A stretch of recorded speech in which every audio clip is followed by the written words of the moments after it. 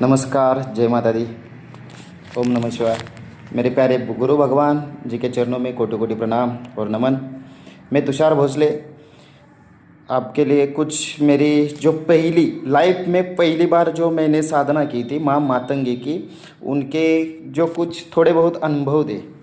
एक 6 7 7 7 साल हो गए। उनके जो पहले अनुभव थे वो मैं आपको बताना चाहता हूँ कि मैं रात को मेरे गुरुजी के आदेश से ही साधना में बैठा था। 2 घंटे की बिल्कुल बिल्कुल 2 घंटे की साधना थी।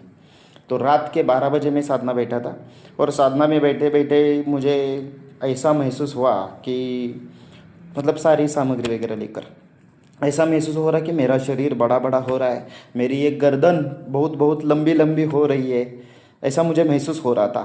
तभी 1 2 घंटे बाद मेरे गुरुजी भी साथ भी थे। गुरुजी साथ मतलब फ़ोन पर थे। तभी मैं देख रहा था कि मेरी गर्दन लंबी लंबी हो रही थी और बिल्कुल हर एक प्रकार की सुगंध मेरे पास आ रही थी। वो मेरे शरीर को टच भी कर रही थी सुगंध, जैसे कि मोगरे की सुगंध, चाफा की सुगंध, मसाले पान, बनारस मसाले पान वाली की सुगंध थी। और जब मेरी साधना ख़त्म हो गई करीबन 2 बजे थे और 2 बजे जब मैं एक लोटा जल जब माता रानी को चढ़ाने के लिए गया, मतलब घर के बाहर गया, घर से ही बाहर गया, जब बाहर में जब लोटे में चढ़ा रहा था तभी एक बहुत बड़ा पैर ऐसे धप्प जैसा कि मेरे पास में आए थे, बहुत बड़ा पैर था वो माँ मातंगी माता का था। और ऐसे बहुत ऐसी उग्र सुगंध थी जैसे कि मेरे नज़दीक थी पूरी।